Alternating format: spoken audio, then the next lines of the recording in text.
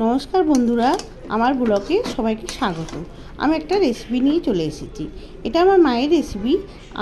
এই রান্নাটা মা ষষ্ঠী পুজোর পরের দিন করতো। এই রান্নাটা কিন্তু নিরামিষ। এই রান্নাটা নানা রকম সবজি দিয়ে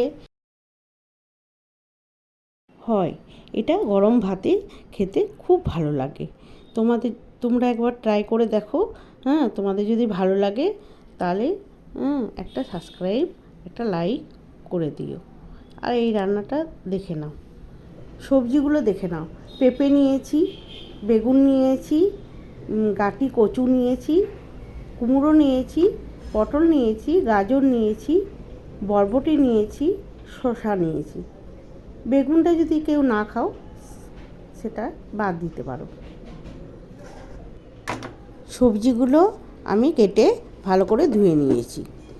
আর দেখো কি নিয়েছি: মটর, ছোলা, 4টে কাঁচা লঙ্কা, আলু সেদ্ধ, টমেটো। ছোলা আর মটরটাকে আমি রাত্রে ভিজিয়ে রেখেছিলাম, সেটাকে সেদ্ধ করে নিয়েছি। আর কি মশলা নিয়েছি দেখো বন্ধুরা: সর্ষে নিয়েছি, জিরে নিয়েছি, শুকনো লঙ্কা নিয়েছি, লং নিয়েছি, এলাচ নিয়েছি আর দারচিনি নিয়েছি। এগুলো কড়াইয়ে আমি দেখো ভালো করে এগুলো আমি নাড়াচাড়া করে নেব।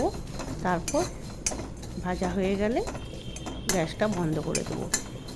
এগুলো মিক্সিতে আমি গুঁড়ো করে নেব।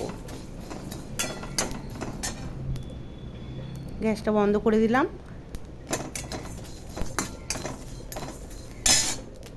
আমি গরম কড়াইতে নাড়াচাড়া করতে থাকবো। তারপর ওগুলো আমি ঠান্ডা হয়ে গেলে মিক্সিতে পিষে নেব। গ্যাসটা আমি বন্ধ করে দিয়েছি। গরম কড়াইটা আছে, তাতে এটা হয়ে যাবে। এটা দিলে, এই মশলাটা দিলে খুব টেস্টি হয়, দেখে নাও।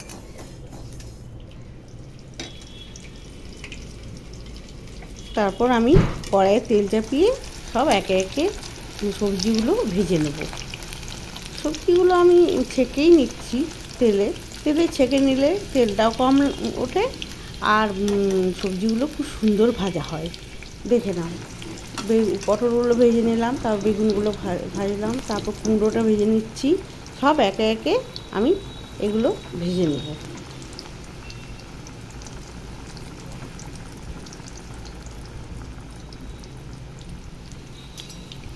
একটু হালকা করে ভাজবো, বেশি ভেজে নিলে তেতো হয়ে যাবে।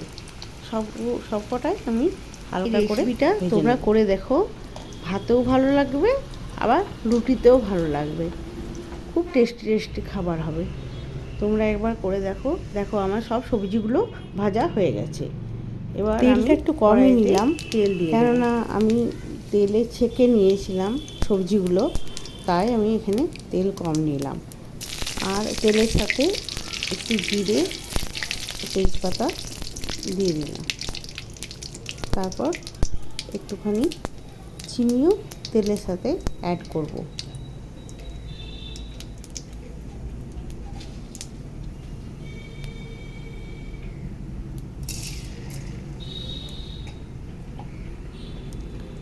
তারপর কিছু টমেটো দিয়ে দিলাম।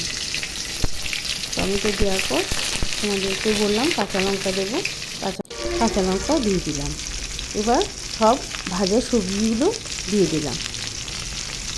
দেখো তোমাদেরকে একটা আমি শেয়ার করতে ভুলে গেছি, কিছুটা পুঁই শাক আমি কেটে রেখেছিলাম, ওটা আমি তোমাদেরকে দেখাতে ভুলে গেছি। দেখো পুঁই শাকটাও দিয়ে দিই। আর এগুলো একটু নাড়াচাড়া করে এবার স্বাদ মতো নুন দিয়ে দিলাম।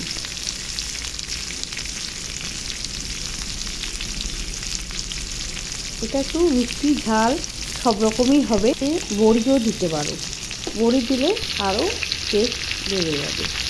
আমার কাছে বড়ি যেহেতু ছিল না, সেহেতু আমি এটা বড়ি দিইনি। আর হলুদ দিয়ে দিলাম। দেখো হলুদ দেওয়ার পর একটু আমি ধনে গুঁড়ো দিয়ে দিলাম। এবার একটু নাড়াচাড়া করে নেবো। নাড়াচাড়া ভালো করে মশলাগুলো আমি সবজিগুলো দিয়ে ভেজে নেব।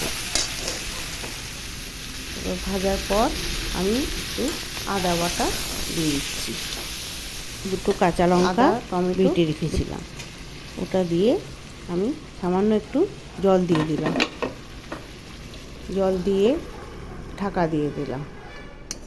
ঢাকা খুলে দেখি যে সেদ্ধ হয়ে গেছে, আমার সমস্ত সবজি আমার সেদ্ধ হয়ে গেছে।